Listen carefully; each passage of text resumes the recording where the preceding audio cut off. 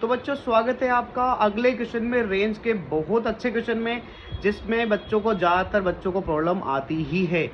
इस क्वेश्चन को सोल्व करने में बहुत बच्चों को तकलीफ आती है। तो हम सबसे पहले क्या करेंगे बच्चों, इस तरह के क्वेश्चन को सोल्व करने के लिए आपको रेंज निकालने के लिए सबसे पहले डोमेन निकालनी चाहिए। अब डोमेन कैसे निकालोगे बच्चों, आप बताइए। स्क्वायर रूट के अंदर जो भी क्वांटिटी आनी चाहिए वो क्या होनी चाहिए, 0 या 0 से बड़ी होनी चाहिए। ठीक है, ये कर लिया मैंने। अब इन दोनों कंडीशन को सोल्व करेंगे हम।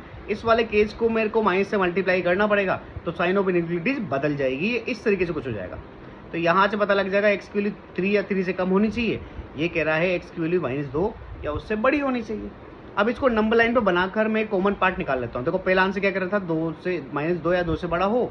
दूसरा कह रहा था 3 या 3 से कम हो। तो कॉमन पार्ट क्या निकल रहा है, कॉमन पार्ट ये निकल रहा है बच्चों, -2 से 3 के बीच में। तो इस फंक्शन की डोमेन क्या होगी बच्चों, -2 से 3 के बीच में। चलो ये आ चुकी है। अब सबसे पहले डोमेन निकालनी थी, डोमेन हमने निकाल ली। अब हम क्या करेंगे बच्चों, इस फंक्शन का डिफरेंशिएशन करेंगे और डिफरेंशिएशन को 0 पुट करके क्रिटिकल पॉइंट निकालेंगे। तो क्रिटिकल पॉइंट निकालते हैं। आओ इस फंक्शन का डिफरेंशिएशन करते हैं बच्चों। डिफरेंशिएशन अपन को आता है, उसको इक्वल टू 0 भी रख दो। इसको इक्वल टू 0 रखने पर ये कंडीशन आएगी, इसको सोल्व करेंगे तो यहाँ से एक्स की वैल्यू आ जाएगी। एक्स की वैल्यू क्या आ जाएगी बच्चों, यहाँ से 1/2 आ जाएगी। ठीक है, तो क्रिटिकल पॉइंट भी मिल गया। क्रिटिकल पॉइंट वो होता है बच्चों जहां पर फंक्शन का डेरिवेटिव क्या हो जाए बच्चों, 0 हो जाए। चलो तो ये 0 आ चुका है। अब मुझे बताओ क्या क्या मिल चुका है, एक तो मुझे डोमेन मिल चुकी है और एक क्रिटिकल पॉइंट मिल चुका है।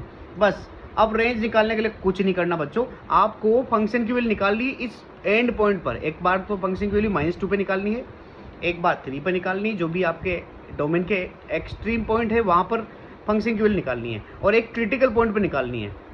इन तीनों में से जो सबसे बड़ी वैल्यू देगा वही मैक्सिमम वैल्यू होगी, और जो सबसे छोटा देगा वही मिनिमम वैल्यू होगी। ठीक है, तो आइए देख, सबसे पहले हमने एक्स की जगह -2 रखा तो मुझे √5 मिला।